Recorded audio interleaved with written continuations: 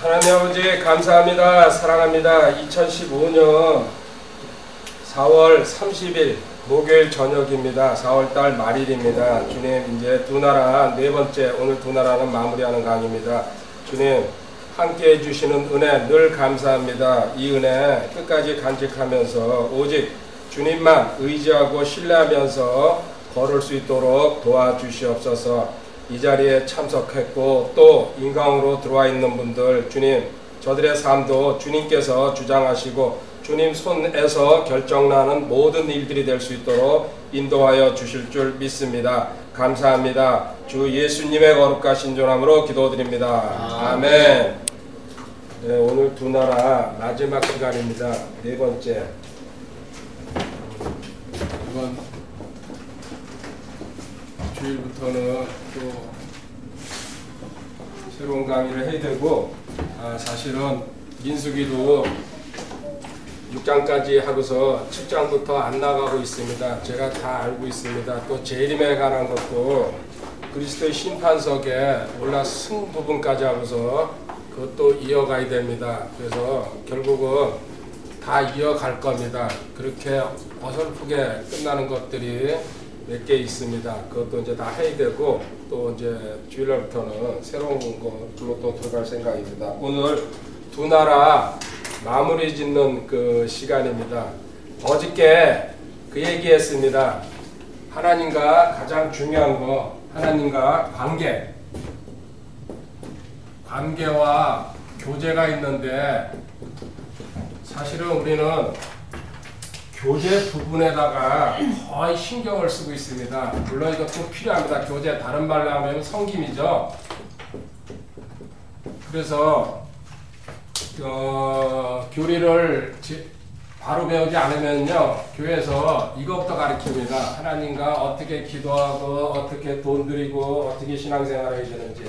물론 맞습니다. 그거 해야 됩니다. 하지만 성경적으로 볼 때에는요, 나와 하나님 관계가 어떻게 돼 있는지 이것부터 먼저 확실하게 파악한 다음에 그 다음에 교제하는 겁니다. 가장 단순한 구절로 요한일서 4장 19절에 주님께서 나를 사랑하셨기 때문에 내가 주님을 사랑한다는 말씀, 너무 잘하는 말씀인데 또 보고 가도록 하겠습니다. 요한일서 4장 19절에 우리가 그분을 사랑하면 그분께서 먼저 우리를 사랑하셨기 때문입니다. 순서는 항상 하나님이 먼저입니다. 그래서 하나님과 나와의 관계가 먼저고, 그 다음에 저 관계에 대해서, 신분에 대해서, 위치에 대해서 똑같은 말이죠. 이게 확실하게 내 마음속에 내려앉을 때에 왜 섬겨야 되는지 그 정당한 이유를 찾을 수가 있다는 얘기입니다. 목표가 없이 가는 사람이랑 목표가 뚜렷한 사람이랑은 결국은 가다 보면은 언젠가는요, 결론이 나게 되어 있습니다. 목표가 뚜렷지 못하고 단순한 얘기로 이 섬김만 몸으로 밀고 가던 사람은요, 결국은 쓰러지게 되어 있어요. 방향 감각을 잊어먹어요. 근데 이 관계가 튼튼하면요, 이 섬김에서 잠시는 사람이 흔들릴 수도 있고 또 판단을 잘못하는 경우도 있어도요, 결국은 바로 서게 하는 게 하나님의 그 뜻이기 때문에 이게 중요하다는 것 갖다가 이렇게 누누이 강조하고 있습니다. 그러면서 우리는 외국인이라고 그랬습니다. 이 외국인이라는 말 안에는 뭐라고 두 가지가 있죠?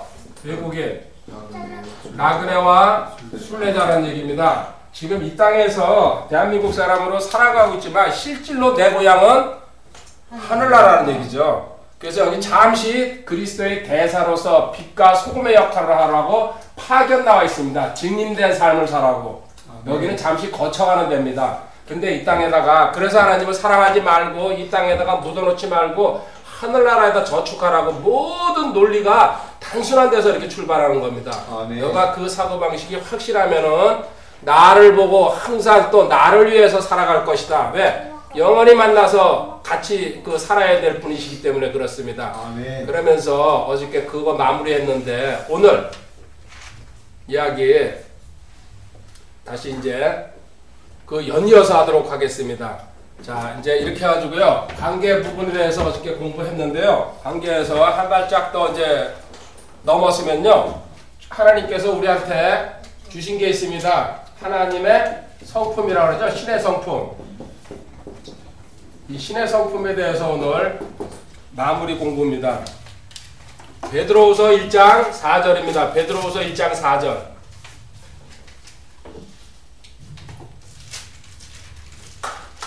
영적 복 중에서도요 가장 큰 복이라고 칠 수 있는 거죠. 그것들로 말미암아 지극히 크고 보배로운 약속들이 우리에게 주어졌나니 이것은 너희가 이 약속들을 힘입어 정욕으로 인해 세상에 있게 된 썩을 것을 피하여 하나님의 본성에 참여하는 자가 되게 하라. 하나님의 본성, 그렇죠. 신의 성품, 하나님의 본성이라고 여기 나왔습니다. 하나님의 본성.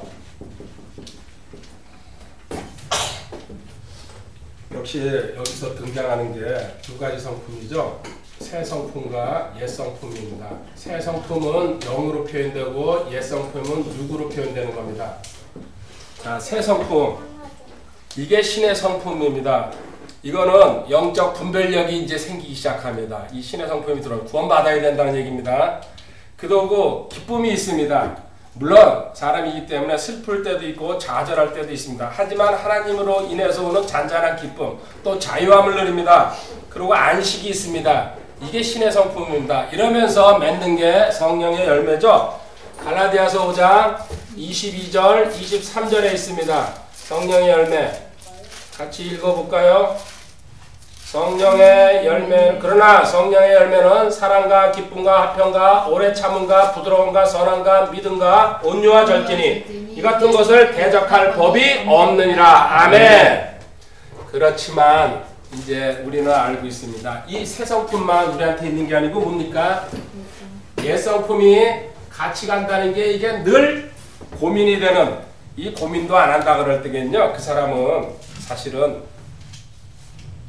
구원받지 못했을 확률이 많습니다. 그리고 받았으면 육신적인 그리스도인이라는 얘기입니다. 그 위에 갈라디아서 5장 19절부터 21절까지 옛 성품의 사망의 열매, 썩은 열매들이 있습니다. 읽어보겠습니다. 이제 육신의 행위들은 명백하니 이것들이라 곧 간음과 음행과 부정함과 세욕과 우상숭배와 마술과 증오와 불화와 경쟁과 진노와 다툼과 폭동과 이락하다가 시기와 살인과 술 취함과 응청됨과 또 그와 같은 것들이라. 내가 또한 전에 너희에게 말한 것 같이 이것들에 대하여 미리 너희에게 말하노니 그런 것들을 행하는 자들은 결코 하나님의 왕국을 상속받지 못하리라. 결코 하나님의 나라에서 상급도 없을 분들은 이 땅에서요 징계를 당하든지 또 이 땅에서 죽습니다. 이 일을 계속 반복하게 하다 보면요, 이게 육신의 열매입니다. 이게 두 가지가 새 성품, 하나님만 기뻐하고 또 하나님 것 좋아하고 하나님을 위해서 헌신하고 싶은 마음, 이거랑 옛 성품이랑 항상 충돌을 일으키죠. 저희 24시간 매 건마다 이렇게 일어납니다. 이거를 바울 사도가 로마서 7장 15절부터 24절까지 적나라하게 써놨죠. 바울 사도가 겪은 일을 갖다 그대로 써놓은 겁니다. 15절만 필요한 절만 제가 읽을게요. 15절. 내가 행하는 것을 내가 인정하지 않으노니 이는 내가 원하는 것 즉 그것을 내가 행하지 아니하고 내가 미워하는 것 즉 그것을 내가 행하기. 하나님 쪽으로 하고 싶은데 육신은 그렇게 안 움직이죠. 만나지 말라 그러는데도 만나는 사람이 있고 나가지 말라 그러는데 하지 말라는 거 얼마나 많이 합니까? 그리고 아주 단순한 얘기래요. 이 책을 보다가 이 책이 아니에요. 하나님 뜻에서 벗어났고, 예를 들어서 그 교리적으로 틀렸다는 것도 말할 것도 없지만요, 아주 지저분하고 난잡한 책이라는 얘기입니다. 그러면 그 자리에서 그걸 덮어야 된다는 얘기예요. 근데 우리 인간 있잖아요. 호기심 있어가지고 뭔가 피게 되면서 그래 이왕 본 거니까 끝까지 봐야지, 그 본전을 빼야 될 거 아니냐, 이런 식으로 본다는 얘기입니다. 모든 게 다 그렇습니다. 하나님 보실 때 그때마다 제대로 결정하면 문제가 안 되는데, 그때 그걸 갖다가 그냥 대충 넘길 경우에 하나님께서 나중에 성령이 소멸된다는 얘기가 거기서 나오는 겁니다. 그런 암시도 안 주고 마음의 부담도 안 줍니다. 너는 네 하고 싶은 대로 하려고 하는구나, 네 마음대로 살아라. 그게 자유의지죠. 근데 진짜 내 안에 성령님을 모시고 있는 사람들은요, 어떤 신호나 사인이 올 때에 거기에 반응을 할 수밖에 없습니다. 마음이 괴롭습니다. 지금 바울 사도가 그 얘기하고 있는 겁니다. 18절에 내 안에 곧 내 육신 안에 선한 것이 거하지 않은 줄 내가 아노니 원함은 내게 있으나 선한 것을 어떻게 행할지는 내가 찾지 못하나. 하고 싶지만 하지 못하는 이 간절함. 24절 오 나는 비참한 사람이로다. 이 사망의 몸에서 누가 나를 건져내랴. 아멘. 네. 그렇죠. 그래서 결국은 하나님의 관계로 들어가는 수밖에 해결받으려면요 관계로 들어가야 돼요. 나와 하나님과의 관계로. 그 관계에서 답이 나옵니다. 자, 육신 참 거북스러운 겁니다. 먼저 이거 옛 성품과 새 성품은 이렇게 충돌한다는 걸 갖다가 인정을 해야 됩니다. 이 부분을 애써 무시하고 다니는 사람이 있어요. 아, 이거 그거 아닐 거야. 또 여기에 대해서 공부 안 해가지고요 무지한 사람들도 있습니다. 그러면서 본인은 방황합니다. 그리고 구원에 대해서까지 내가 구원받은 것 같은데 왜 이렇게 자꾸 나쁜 짓을 하게 되고 반복해서 하게 될까? 구원까지도 의심하게 됩니다. 저도 직접 겪었습니다. 구원의 확신이 100% 안 들어왔을 때에는요 야, 이렇게 사는 게 과연 구원받은 사람일까? 별 생각 다 들더라고요. 그러면서 이 관계 문제에 대해서 저는 다행히 일찍 하나님을 깨닫는 바람에 그 해결이 됐는데, 그렇지 않고 지금 현재 신앙생활 하면서요 이 부분에 대해서 영적 충돌에 대해서 많이 가르치지만은 깊은 내용을 가르치지 않다 보니까요 이 부분을 확실히 이해하지 못하면은 온갖 일이 다 일어납니다. 어쨌든 우리 배운 거지만요 육은 뭡니까? 무익하다 그럽니다. 영만 살린다고 얘기합니다. 어디있죠? 요한복음 6장 63절입니다. 요한복음 6장 63절.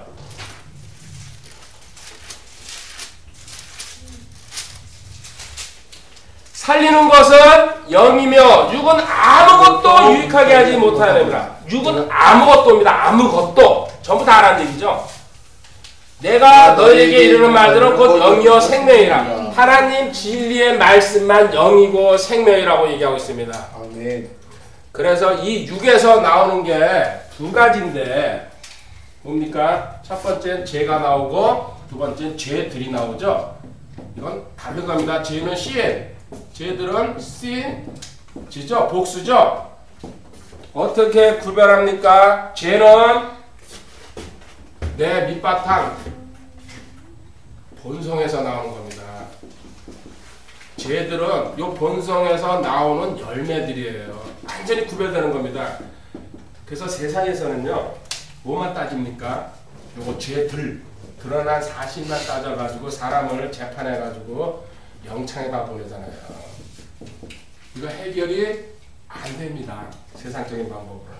원래 죄가 본성 자체가 그 사람이 나쁘다는 얘기입니다. 그래서 어떤 감옥에 들어가가지고 하나님을 만난다든지 성경을 만난 사람들이 근본이 변해가지고 나오는 사람들이 많죠. 그죠? 그 사람들은 바탕에 이 본성이 변했다는 얘기입니다.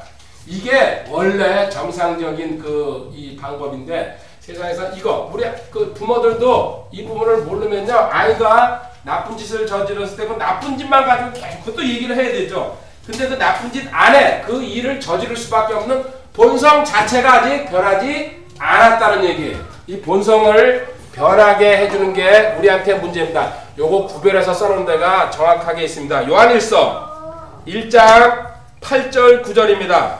요한일서 1장 8절 9절에 죄와 죄들을 정확하게 성경에서 구별해 놓습니다.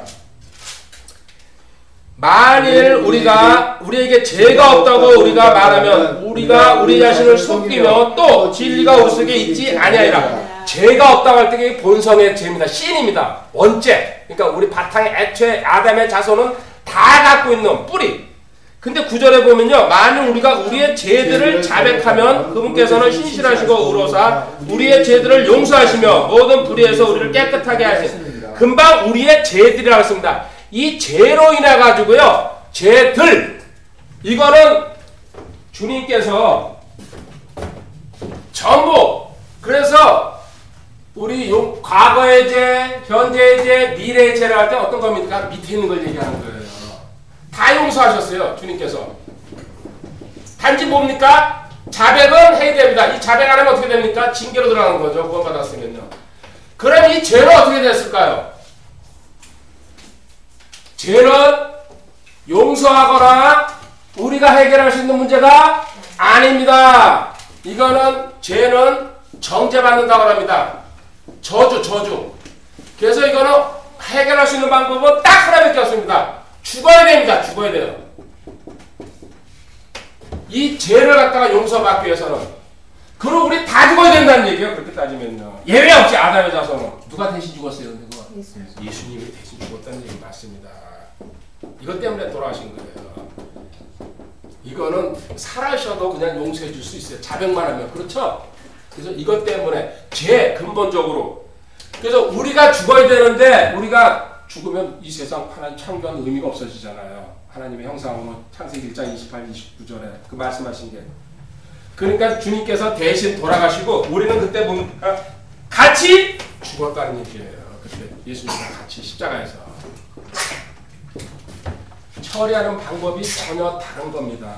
죄와 죄들에 대해서 같이 죽었다는 거. 로마서 8장 3절 한번 가보시다. 일단 정죄라는 거.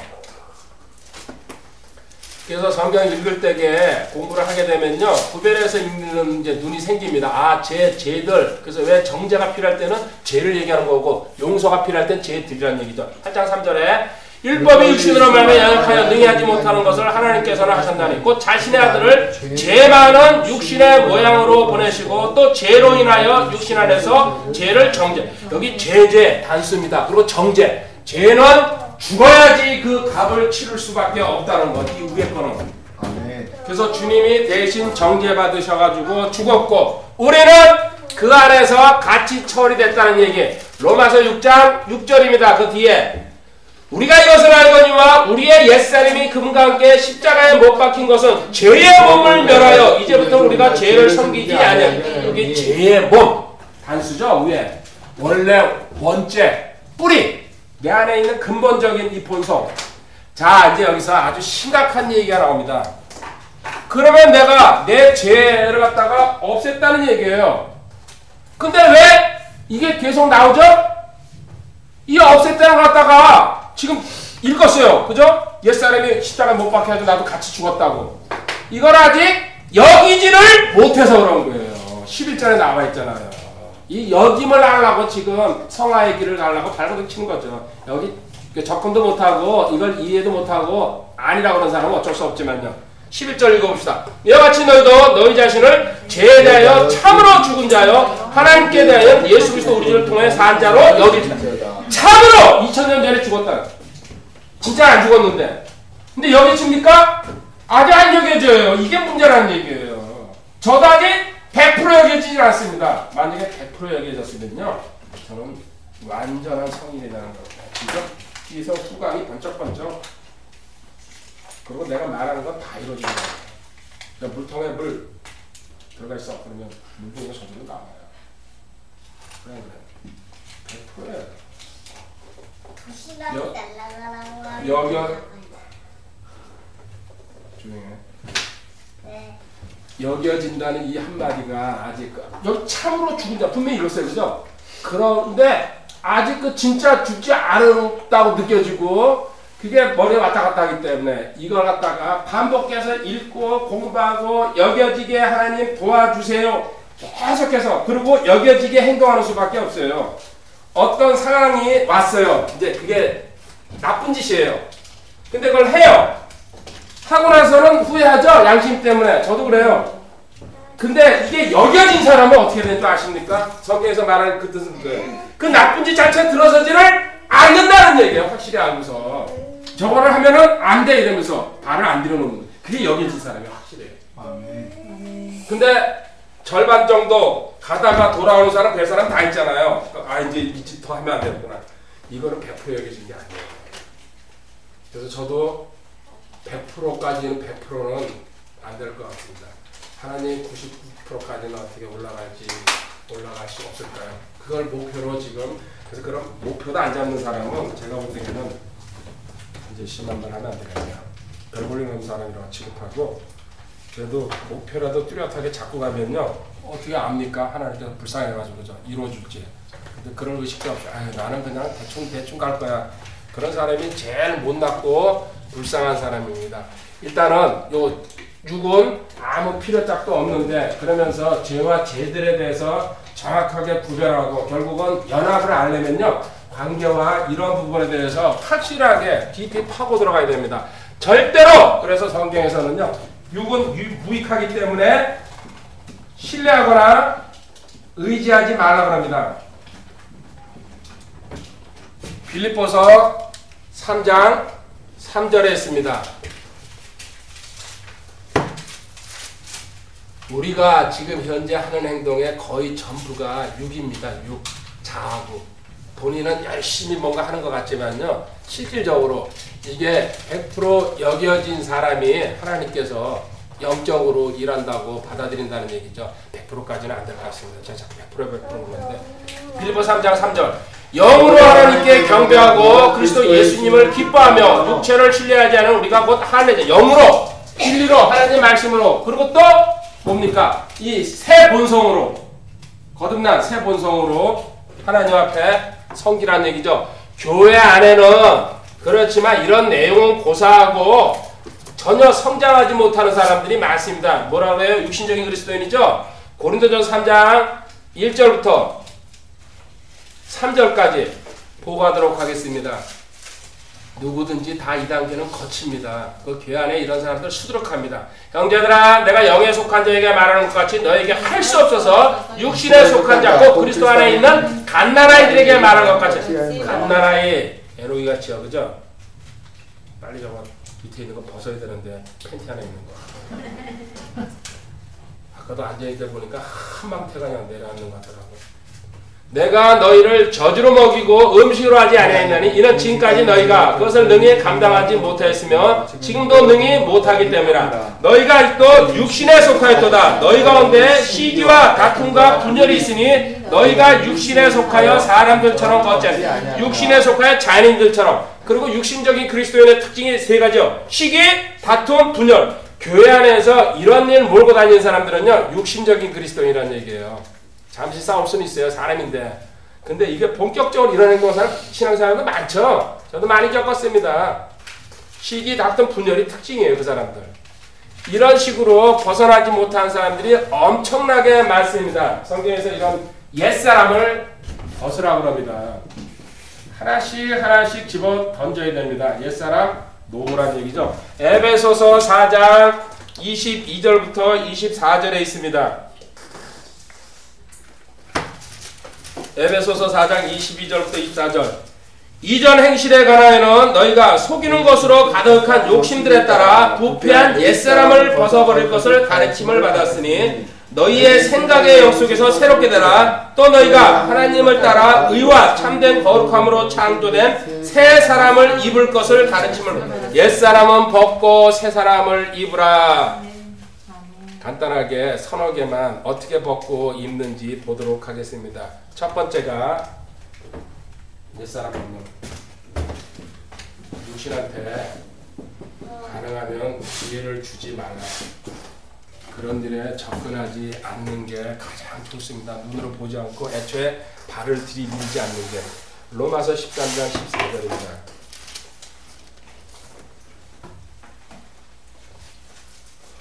오직 너희는 주 예수 그리스도로 옷 입고 육신의 정욕을 채우기 위해 육신에게 기회를 주지 말라. 기회 주지 말라 그러잖아요. 아닌 거는 끊어버리고 전화로 끊어버리고 나가지도 말고 그래서 또 책도 그렇고 영화도 그렇고 하여튼간에 이거는 하나님과 어긋난다 생각할 때에는요 사실은 그때 바로 덮는 게 가장 좋습니다. 그럼 속이 시원한데 다 보고 나면 이제 후회하고요. 그죠? 또 가슴 아프고 또 하나님 보기에 부끄럽고 별일이 다 일어납니다. 그래서 제일 먼저 해야 될 일이 옛날에 이것 때문에 한번 저기 했는데 TV 없애는 게 한테는 제일 좋습니다. TV가 그저 컴퓨터도 사실은 망설여지는데 컴퓨터는 또 좋은 의도로 쓰는 경우가 저도 당장 그걸로 다 글 쓰니까요. 자판 때려가지고 이거는 또 안 돼요. 저장도 해야 되고 그래서 어떨 땐 컴퓨터도 이거 참 요물단지다 그럴 때가 있어요. 내가 원하지 않는 게 들어오고 보일 때가 있거든요. 하다 보면은 그래가지고 이제는 그 유혹은 이제 넘어갔습니다. 이제 그런데도 무짐작에 이 갈등도 일어나고, 다른 사람들은 어떨까? 그리고 여기에서 헤어나지 못한 사람들은 그 게임도 그렇고 모든 게 그렇잖아요. 참 힘들겠구나 생각합니다. 기회 주지 말라는 거, 이거 대표적인 인물 하나 보여줄게요. 왜 다니엘이 그렇게 존경받는지. 양주에 있는 다니엘이 아니죠. 내가 이걸 시기하면 안 되는데. 다니엘서 1장 8절입니다. 지금 다니엘이 붙잡혀가지고 포로 생활하는데요. 왕궁에서 산의 진미로 갖다 매일 대접합니다. 우리는 무한리필만 가도 눈이 뒤집어지는데 이거 뭐 무한리필 저리 가라죠. 아주 그냥 보들보들한 그냥 그 송아지 살 줄까니까. 그러나 다니엘은 왕이 정해준 음식이나 왕이 마신 포도주로 자기를 더럽히지 아니하겠다고 마음속에 작정하였으므로 자기를 더럽히지 아니하라고 내 시대의 통치에게 요청. 안 먹겠다 그러면 나는 아무리 좋은 음식도 이게 기회 주지 않는 거예요. 잘라버리는 거예요.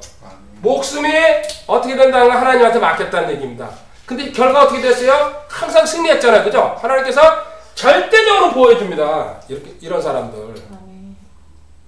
뒤집어 얘기하면요. 사장한테 어쨌든 썩은 사장에서 충성하면 하나님께서 절대적으로 보호해주겠다는 얘기예요. 그 성경에다가 골로새서, 에베소서, 디도서 다 써놨잖아요. 디모데전서에다. 그죠? 종들아 이렇게 하면서. 그러면 하나님이 그렇게만 하면 책임져 주겠다는 얘기예요. 얼마나 감사합니까? 근데 열받으면 그게 안 되니까. 우리도 때려친 적이 많으니까요. 에이씨 여기 하면 밥 먹을 데가 없어. 밥이 차고 나가니까. 그래도 그때 나 진짜 하나님 몰랐어요. 이게 얼마나 감. 내가 그때 만약 하나님 정상적으로 알았잖아요. 알아죠. 죽기살. 그럼 내 인생이 달라졌을 거예요. 근데 그때는 내 기분대로 그냥 할 때니까. 내 감독. 바보 같은 짓이죠. 자, 바울 사도가 하는 거 볼래요? 고린도전서 9장 27절에 자기 자신을 억제해야 된다는 거. 저도 참 갈등이 근래 와서 진짜 많습니다. 제가 건방지고 글도 그렇고 지금 별 생각을 다 합니다. 진짜 글을 처음 써서 아주 존댓말로 조심스럽게 쓸까. 진짜 그리고 모든 사람 보면은 인사하고 항상 존댓말로 지금 진짜 제가 뵐 생각이 지금 다 옵니다. 그러다 보니까 하나님 제가 너무 건방집니까? 사실 건방져요. 저도 알아요. 근데 그 정도는 그것도 하나님 빼야 됩니까? 제가 지금 괴로운 터널을 지나갔습니다. 제 개인적으로. 그래서 하나님께서 저 아직 확정은 못하지만 저를 변화시키려고 지금 빗바닥에다 집어넣으시는 건가. 너 지금 여기서 황골 탈퇴하고 나오지 않으면은 너는 저쪽에 있는 거식이랑 게임도 안 되게 너는 뒤로 쳐줄 거다. 알죠? 그 거식이. 이게 20대인데 나는 60대고 생각하니까 짜증나가지고 이제 좀 제가 맥을 잃었어요. 고린도서 9장 27절. 오직 내가 내 몸을 억제하여 복종시키면 내가 다른 사람들에게 복음을 선포할 때에 어떤 방법으로 내 자신이 버림받은 자가 되지 않게 할까. 이거 꼭 제 얘기하는 것 같아요. 그렇게 가르친다고 설치면서 너는 버림받을 수 있지 않냐. 그러니까 억제하고 절제하라는 얘기예요. 육신을. 애초에 재료, 원료가 안 들어가면은 사람의 마음이나 나쁜 생각이 안 들죠. 그걸 또 차단하라는 얘기죠. 이 얘기는.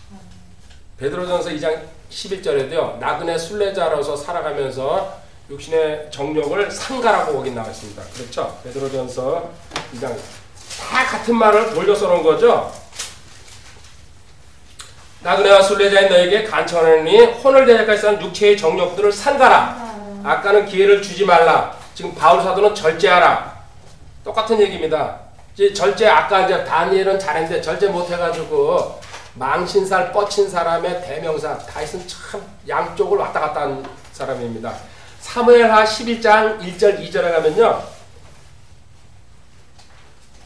망신살 당하는 이 일로 인해 가지고 얼마나 큰 일들이 벌어집니까? 연속해가지고 그 집에서 칼이 떠나지 않을 거라고 하나님께서 경고하셨고 사무엘하 11장 그 해가 지나고 왕들이 1절입니다. 싸우러 나갈 때가 되매 다윗이 요압과 자기 신하들과 온 이스라엘을 보내니 그들이 암몬 자손을 멸하고 라빠를 애썼더라. 그러나 다윗은 예루살렘에 여전히 자, 전쟁터에 나가야 될 다윗이 지금 후방에서 왕궁에 있다. 성경이 비꼬면서 시작하잖아요. 비정상적인 행동을 하고 있다. 2절에 저녁 때 다윗이 자기 침상에서 일어나 왕의 집 지붕 위에서 거닐다가 한 여인이 목욕한 것을 지붕에서 보았는데 그 여인이 보기에 매어 이거 보십시오. 이렇게 한가하고 등 따시고 배불러지면요 이렇게 빠지게 돼 있어요. 인간은 예외 없습니다. 본성 자체가. 이거 전쟁터에 갔으면 살인도 안 했을 겁니다. 우리 아이 이래서 억울하게 죽잖아요. 놈이 안에 그 뺏어오려고. 그래서 우리한테 어떤 기회가 잘못된 기회가 다가왔을 때게 이런 거 경고로 알아야 됩니다. 성경을 기록한 이유가 그거거든요. 본보기로 삼으라는 얘기 아닙니까? 고린도전서 5장 11절 교회 안에서 형제라 그래도 거부하라는 거 아닙니까? 정상적인 길을 걷지 않을 경우에는.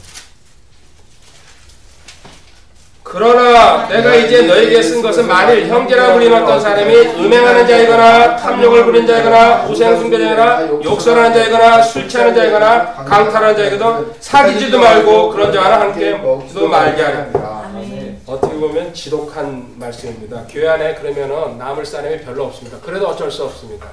그 사람들이랑 대화 나누는 것도 조심해야 되고 안 나가면요. 그리고 그 사람들이랑 어울리는 거 극도로 조심해야 됩니다.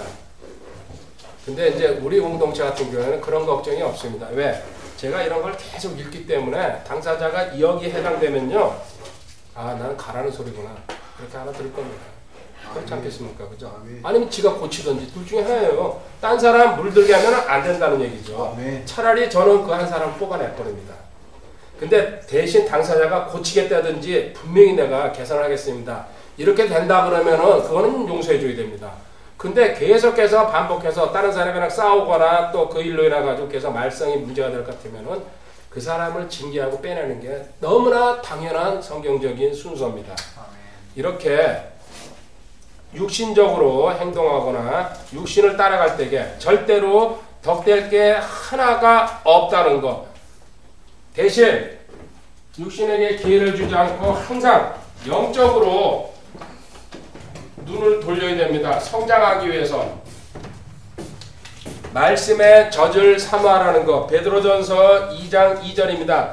하나님은 사모하는 영혼한테 채워줍니다. 가만히 있으면은 떨어질 거 아무것도 없어요. 이건 적극적으로 영적인 일은 매달려야 돼요. 배우고 싶어하고 알라고 그러고 노력할 때 하나님께서 계속 길 열어주시지 그냥 있어가지고는 아무것도 안 됩니다. 새로 태어난 아기들로서 말씀의 순수한 젖을 사모하라. 이것은 너희가 그 젖으로 말미암아 성장하게. 물론 새로 태어난 아기로서 당연합니다. 그리스도인으로서. 그렇지만은 성장한 사람도요. 계속 이렇게 사모하면서 들어가야 됩니다. 이렇게 사모할 때에 베드로후서 1장 2절에 알게 되면요. 성경을 폭넓게 알게 되면은 이렇게 되죠. 하나님과 예수 우리 주를 아는 것을 통해 은혜와 평강이 너에게 더욱 많이 있기를. 알면 알수록 가장 좋은 선물 은혜와 평강. 이게 말도 못하게 성장한다는 얘기입니다. 딱 결론은 저거 하나입니다. 아는 것을 통해서 은혜와 평강이.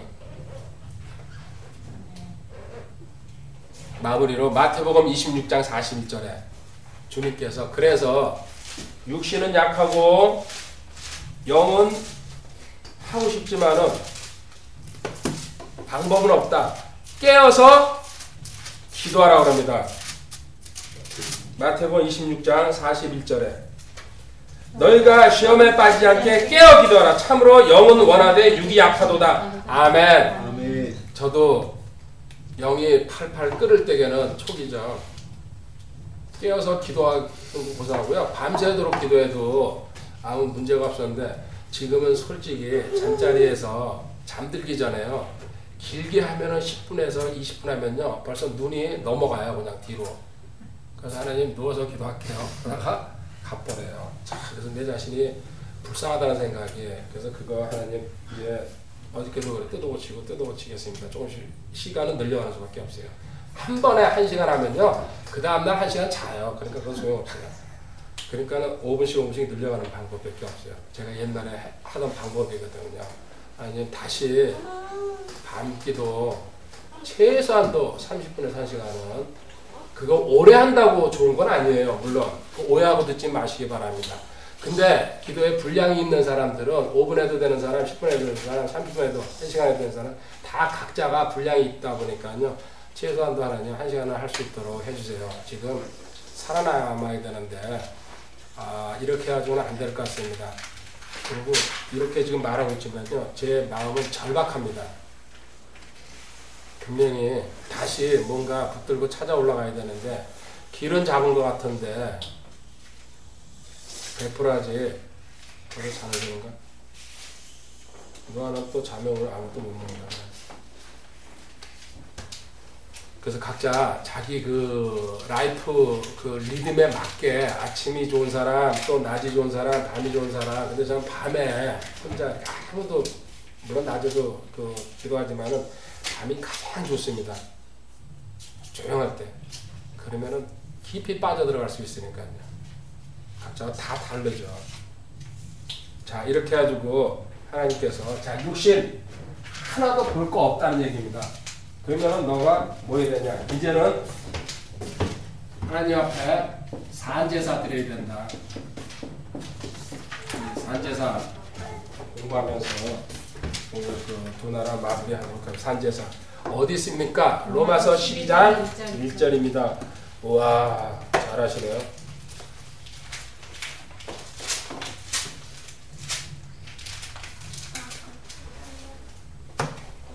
그러므로 형제들아, 내가 하나님의 긍휼을 힘입어 너에게 간청하노니 너희는 너희 몸을 거룩하고 하나님께서 받으실 만한 살아있는 희생물로 드리라. 그것이 너희의 합당한 성기. 여기 살아있는 희생물, 산제사. 우리 지금 살아있다는 거, 산자로 여길저다 하나님 앞에서, 그렇죠? 그래가지고 살아있는 희생물이라는 얘기가 나온 겁니다.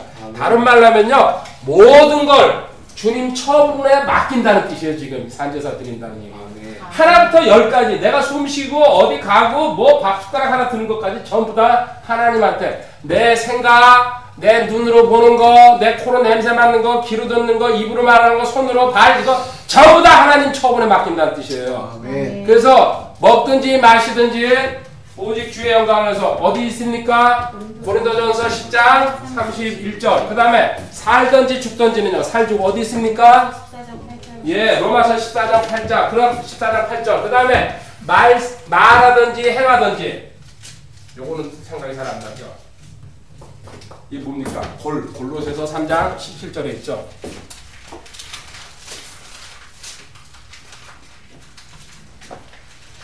자, 골로새 3장 17절은 보고 갑시다. 그리고 요거 읽고서 세 번째가 퀴즈로 나갑니다. 또 너희가 말이나 행위로 무엇을 하든지 모든 것을 주 예수님의 이름으로 하며 그분을 힘으로 하나님 곧 아버지께 감사. 자, 먹든지 마시든지 살든지 죽든지 말이나 행동에서 전부 다 주님의 뜻대로 하라는 얘기인데 이걸 다 뭉쳐가지고 한 절로 나온 게 뭡니까? 베드로전서 4장 12절. 11절이죠. 11절. 오늘 밥사라고 내가 탁 나가려고 하다가 틀린 바람에 11절에 11절. 갑시다. 이거 세 개 다 뭉쳐서 얘기한 게 베드로전서 4장 11절. 자, 누구든지 말하려고도 하나님의 말씀들을 말하는 것 같고 누구든지 섬기려고도 하나님께서 주시는 능력을 하는 것 같이 그 일을 하라. 이것은 모든 일에서 예수 그리스도를 통해 하나님께서 영광을 받게 하려니 그분께 찬양과 통치가 영원토록 있기를 원합니다. 자, 말하든지 섬기든지 하나님께서 주시는 말씀 성경대로 그리고 하나님께서 난 능력 주셨다는 이게 전적으로 이게 세 가지 다 합한 거 아닙니까? 이게 산제사예요. 실질적으로 전부 다 맡기라는 얘기죠. 하나님 앞에. 하나, 우리는 짠 건 안 맡기려고 그래. 큰 건 맡기려고 그래요. 그거는 잘못된 겁니다. 이렇게 산제사 드릴 때에 세 가지 이제 기준이 생깁니다.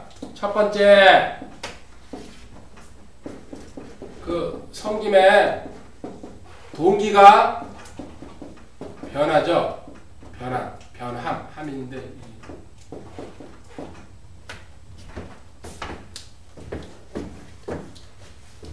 당연히 과거에 몰랐을 때에는 늘 자기 중심으로 모든 걸 그 세상에 이렇게 공부가 인본주의 교육이라는 게 이거예요. 너가 최고가 되고 짓밟아 누르고 출산하면 된다.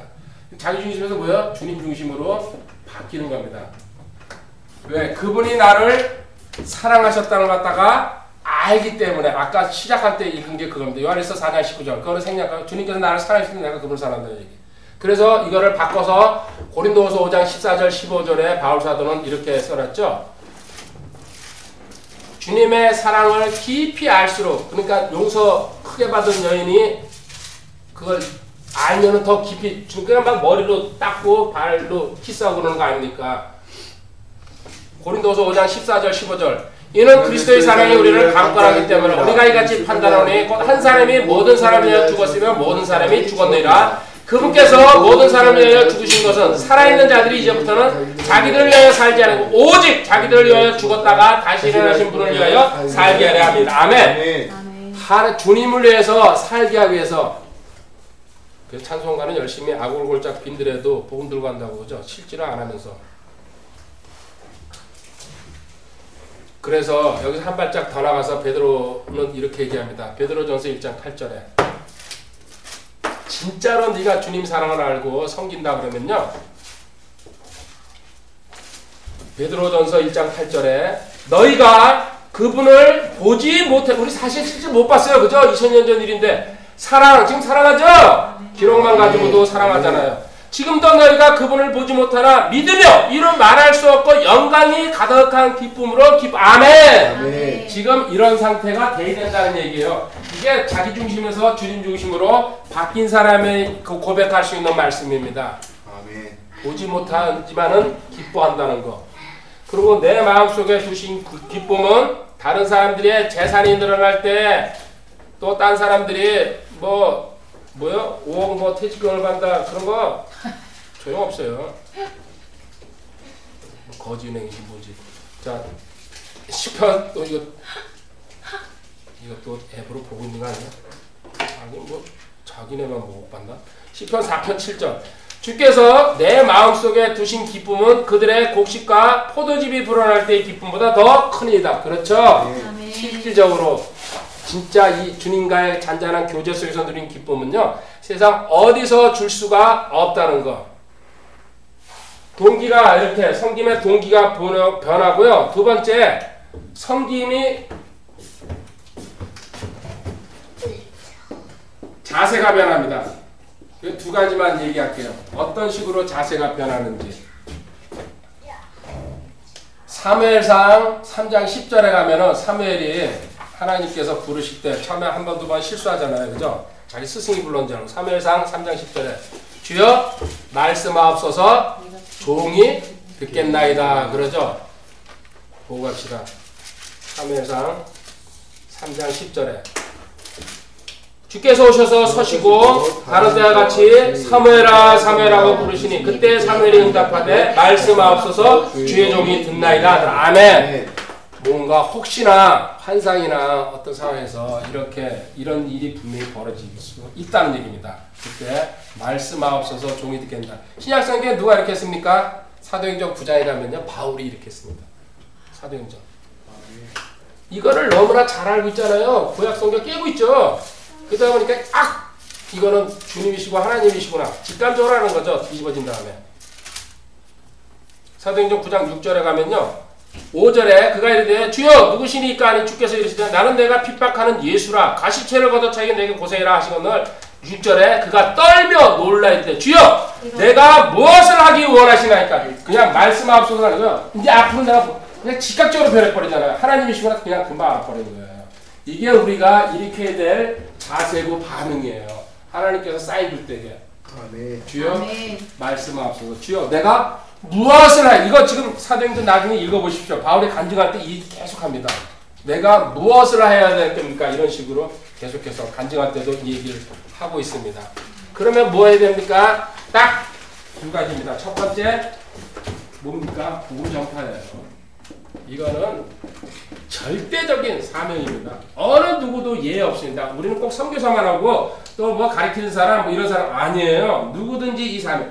그래서 복음을 전하지 않는 사람은 이 사람은 구원 문제에 심각하게 내가 받은 구원, 이 복음 얼마나 귀합니까? 이 돈으로 바꿀 수 있어요? 이 가치를 알면 알수록 이걸 다른 사람한테 전하고 싶어요? 안 전하고 싶어요? 내 부모나 여기 명당으로 기도하지만요, 내 주변의 사람한테 이거 당연히 저 사람이 어디 갈 줄 알고 있는데 막장에, 그죠? 그 사람한테 안 전한다는 건 이 사람이 구원받지 못했거나 여기에 대해서 책임, 관심이 없다는 얘기예요. 그래서 제가 구원 안 받았다고 이렇게 얘기하는 거 아닙니까? 이게 첫 번째 나와야 될 자세입니다. 구원의 열매 열리는 것 가장 중요하고 가장 확실하게 복음 전하고 그 복음을 위해서 몸 바치는 사람들은요 100% 구원받은 사람이에요. 100%. 마가복음 16장 15절 주님의 명령, 마태복음 28장에도 나와 있지만요 28장 19절 20절에도 마가복음 16장 15절을 보도록 하겠습니다. 정확하게 잔다. 참 쉽게다 쉽게.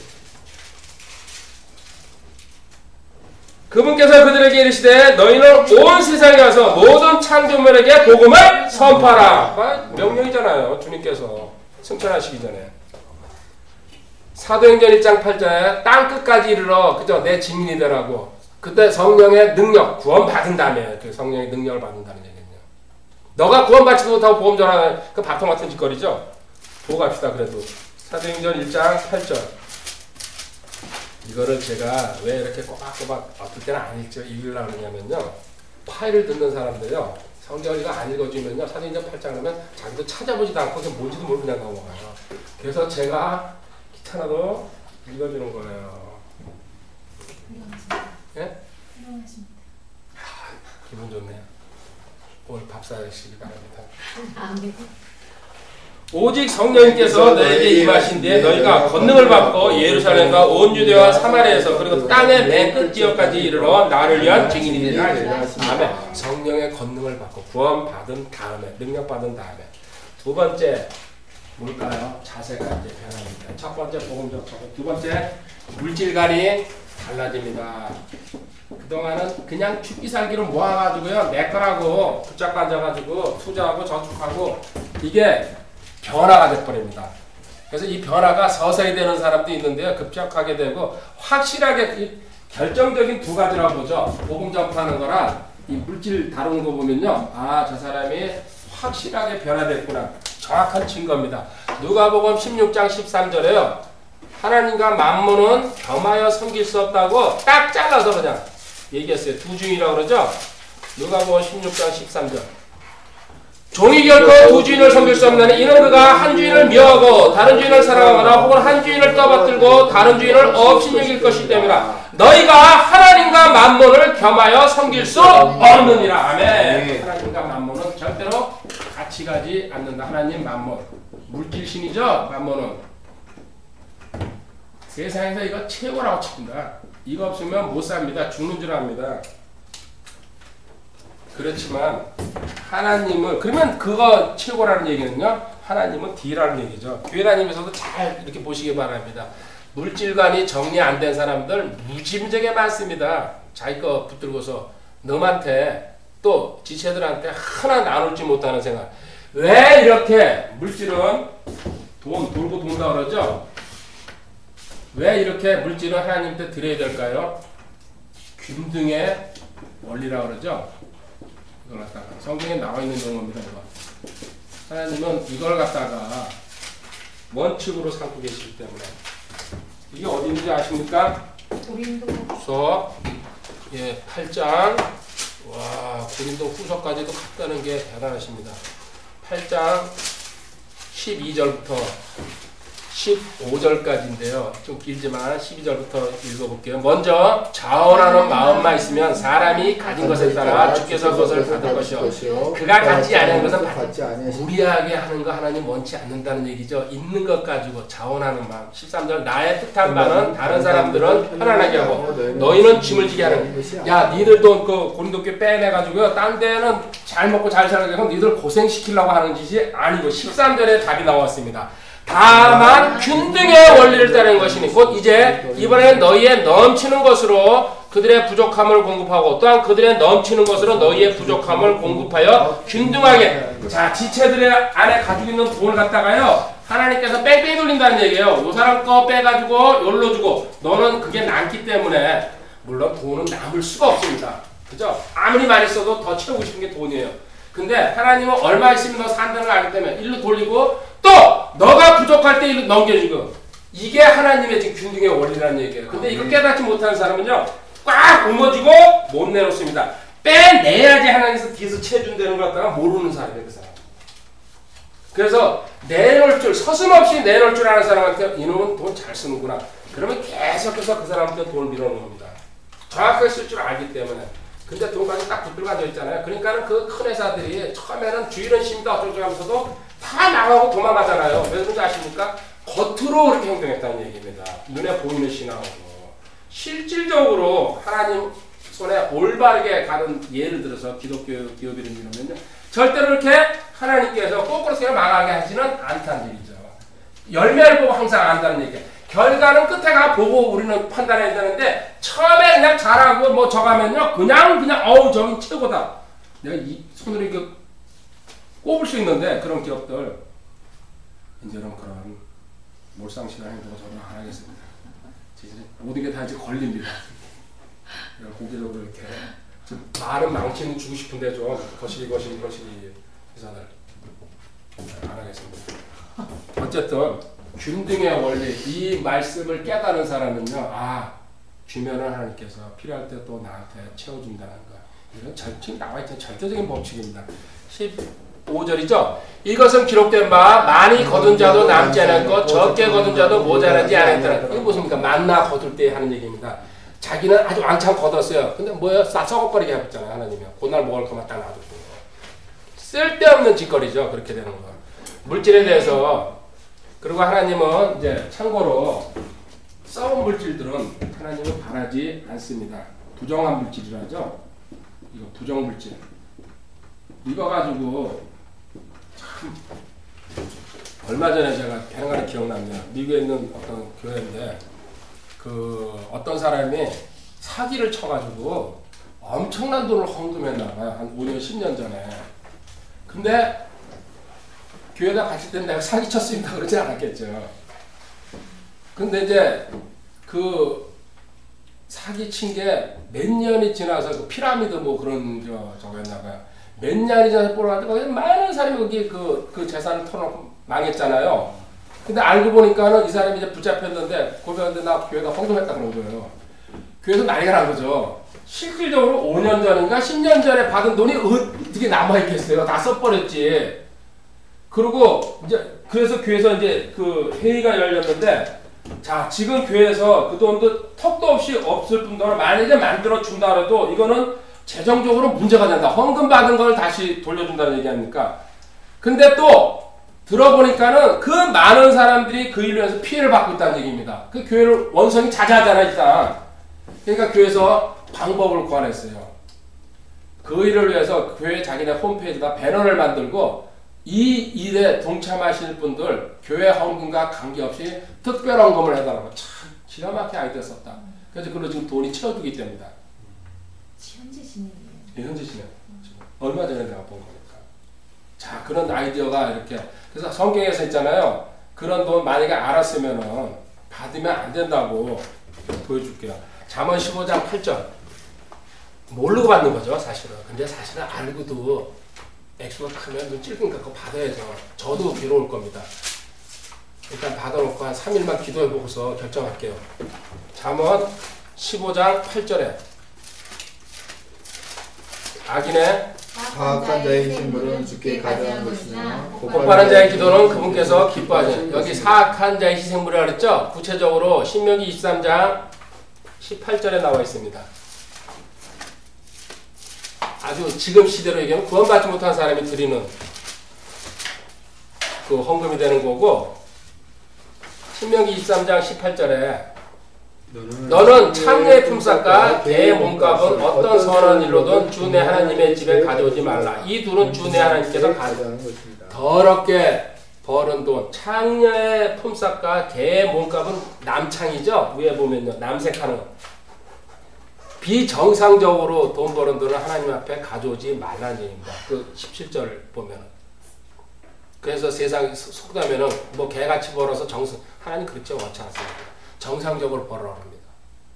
그 정상적인 과정을 하나님은 중요시하지 결과 가지고 그래서 쓰잘데없는 썩은 도둑질 해가지고 갖다 바치는 건 아니라는 얘기죠. 아모스서 5장 22절 23절에도 나와 있습니다.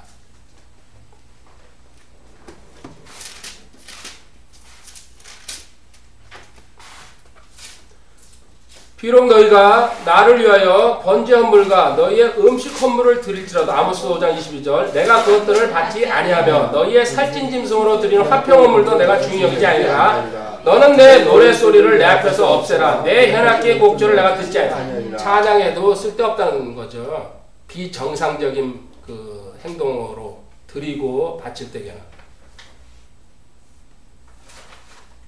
마지막으로 세 번째,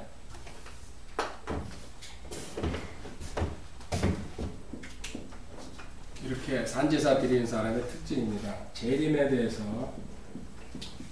절대적으로 소망하고 있죠. 재림 소망. 언제 오실까? 물론 이 땅 사는 게 힘들기도 하지만요. 그런저런 걸 다 떠나가지고 하나님 앞에 가는 게 가장 좋다는 것. 바울 사도도 살아있을 때에 여러 번 고백했습니다. 고린도후서 5장 6절에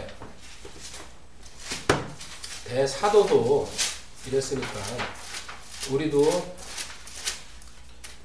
같이 가는 게 좋다는 거 같이 고백해도 아무 상관없죠. 그러므로 우리가 항상 확신에 차서 우리가 몸 안에 동안에는 주로부터 떨어져 있는 줄을 아노니. 8절 읽읍시다. 내가 말하니 우리가 확신에 차서 원하는 바는 차라리 몸을 떠나 주와 함께 있는, 몸을 떠나 죽어서 주와 함께 있는 게 가장 좋다는 얘기입니다.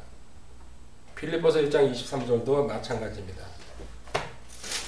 그래서 재림에 대해서 확고한 소망이 없는 사람은요, 그 사람은 다시 또 자기 점검을 해봐야 됩니다. 빌립보서 1장 23절에 떠나서 그리스도와 함께 있기를 바라며 내가 둘 사이에 끼어있느니라. 그것이 훨씬 더, 지금 현재 이 땅이랑 하나님 사이에 끼어있는데 떠나는 게 더 좋다는 거. 저도 100%입니다.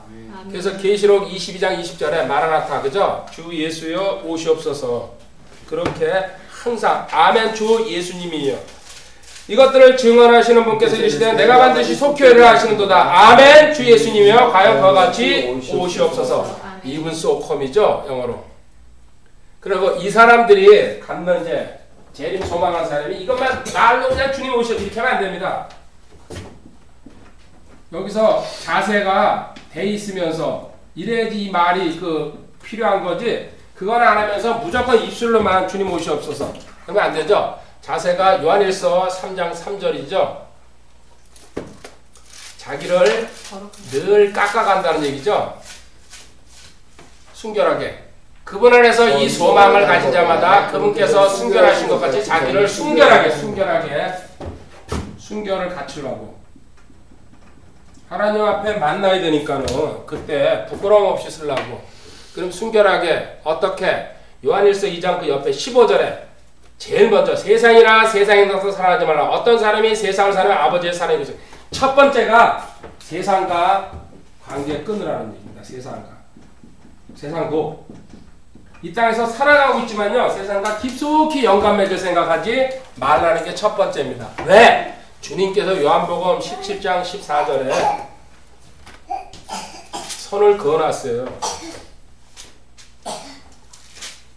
우리는 세상에 속하지 않은 나그네, 순례자, 외국인이죠. 내가 아버지의 말씀을 그들에게 주매 세상이 그들을 미워하였사오니 이는 내가 세상에 속하지 아니한 것 같이 그들도 세상에 속하지 아니. 우리 구원받은 사람은 세상에 속하지 않은 외국인이라는 얘기예요.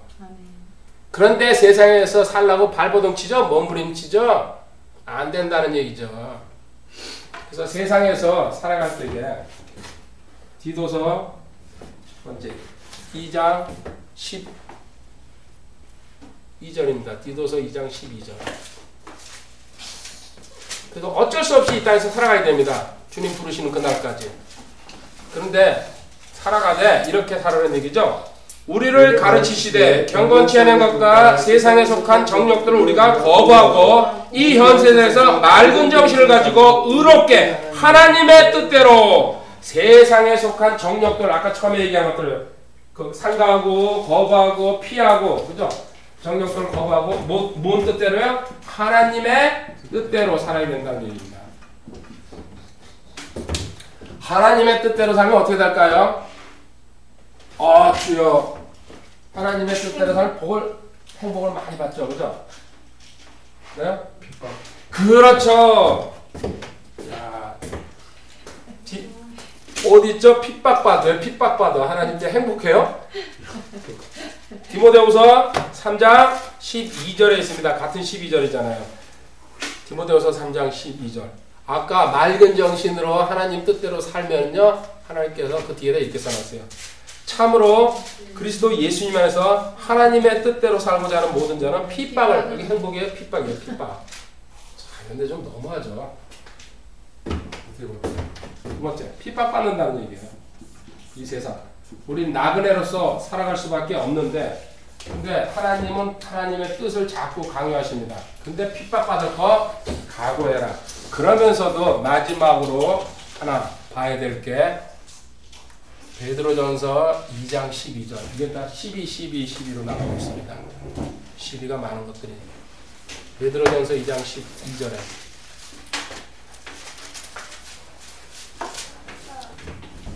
그래도 핍박받더라도 해야 될 게 뭐예요?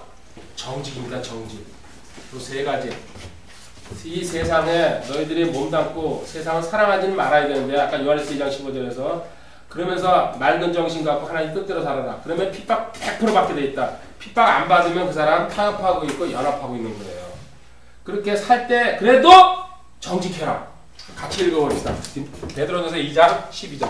이방인들 가운데서 너희 행실을 정직하게 하라. 이것은 그들이 너희들을 악을 행하는 자라고 비방하다가도 자기들이 바라볼 너희의 선한 행위들 인해 돌아보시는 그날에 하나님께 영광을 돌리게 하려 함이라. 아멘. 정직하라. 정직하라. 너무 당연하죠. 그 정직은 언젠가 빛을 보게 됩니다. 정리 최고. 그러면서 자연인들과는 뭐예요? 분리하라. 할 수만 있으면 복음 전하기 위해서 그 사람 만나는 건 되지만은요. 고린도서 6장 14절부터 18절까지입니다. 고린도서 6장 14절. 참 많이 읽죠. 이 내용은. 너희는 믿지 않는 자들과 더불어 공평하지 않게 멍에를 같이 매지 말라. 의가 불의할 무슨 상이 없겠냐? 빛이 어둠과 무슨 친교를 나누겠냐? 그리스도가 벨리알과 무슨 일치를 보겠냐? 혹은 믿는 자가 믿지 않는 자가 무슨 복을 나누겠냐? 하나님의 성전이 우상들과 무슨 조화를 이루겠느냐? 너희는 살아계신 하나님의 성전이라. 하나님께서 이르시되 내가 그들 가운데 거고 그들 가운데 거들면 나는 그들의 하나님이 되고 그들의 내 백성이 되리라. 주가 말하라. 그러므로 너희는 그들 가운데서 나와 분리하고 부정한 것을 만지지 말라. 그럼 내가 너희를 받아들여 너희에게 아버지가 되고 너희는 내 아들 딸이 되라. 주 곧 전능자가 말하라 하셨느니라. 아멘. 분리하라. 분리하라. 분리하라. 절대 그들과 상종하지 말라. 멍에같이 매지 말라. 아멘. 이제 두 나라 강의 끝났습니다. 제가 지금 영적 성장의 기초는 뭐에서 출발합니까? 하나님과 관계에 대해서 튼튼할 때에, 그리고 관계에 대해서 많은 걸 알 때에, 그리고 이 다른 말로 하면요, 하나님과 관계가 튼튼하다는 얘기는 주님에 대해서 아는 것입니다. 여기서 출발합니다. 그래서 우리가 기초 교리 이런 부분에다가 중점을 두고 체계적으로 이렇게 공부할 때에 자기 신분이 뭐라는 거 정확하게 알게 되면요, 그 안에 내 안에 누가 계십니까? 성령이 계시죠? 그 성령님이 또 주님의 영, 하나님의 영, 성령님인데 이분이 뭡니까? 나한테 생명이 된다고 알게 됩니다. 알게 됩니다. 생명.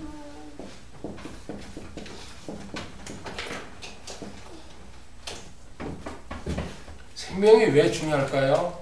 생명이 생명을 잉태합니다. 그렇죠? 죽은 생명은 절대로 산 생명을 잉태하지 못합니다. 구원받지 못한 사람. 근데 진짜 구원받아가지고요, 내 신분을 정확히 아는 사람은 아까 복음 전파이겠습니다. 이걸 하면서 다른 사람한테 생명을 전염시킨다는 얘기입니다. 요한일서 5장 11절 12절에 있습니다.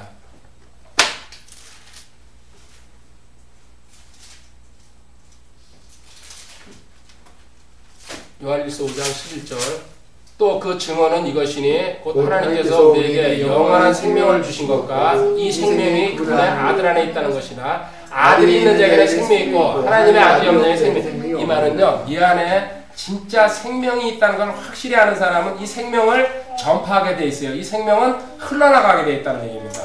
여기서 성장의 출발이 되고 기초가 되는 겁니다. 그래가지고 이거를 많이 깨달은 사람이 위로 계속해서 성장하고 자라갈 수 있다는, 자라라 자라라 두 군데 나와 있습니다. 이게 마지막 구절입니다.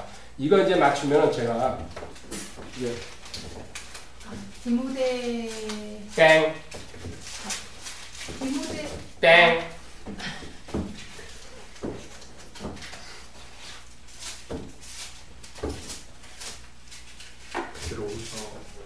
베드로서 3장 18절. 예, 맞습니다. 베드로서 3장 18절. 이렇게 잘하는 게 가장 정상적인 방법. 이 구절 읽고 기도하고 끝내도록 하겠습니다. 오직 은혜 안에서 자라고 우리 주 곧 구원자 예수 그리스도를 아는 것에서 자라라. 그분께 영광이 이제와 영원토록 있기를 원하노라. 아멘. 성장의 바탕은요, 내 안에 생명이 있다는 걸 확실히 깨달을 때 그 생명이 다른 사람한테 전파되고 전염되는 거다. 이때 내가 쑥쑥 성장한다는 겁니다. 그래서 복음 전하는 게 가장 큰 성장의 밑바탕이 되는 겁니다. 기도하겠습니다. 하나님 감사합니다. 오늘로써 두 나라 공부 이제 끝냈습니다. 물론 다음에 또 계속해서 찾아갑니다. 주님 참 감사합니다.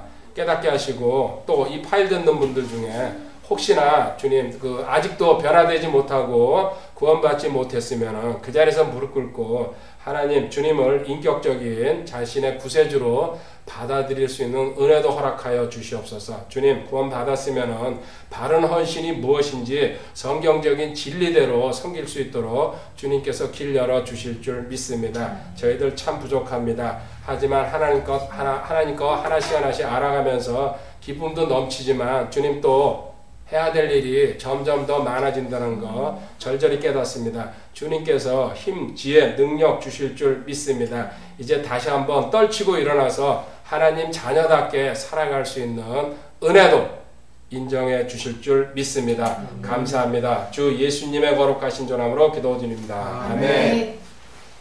감사합니다.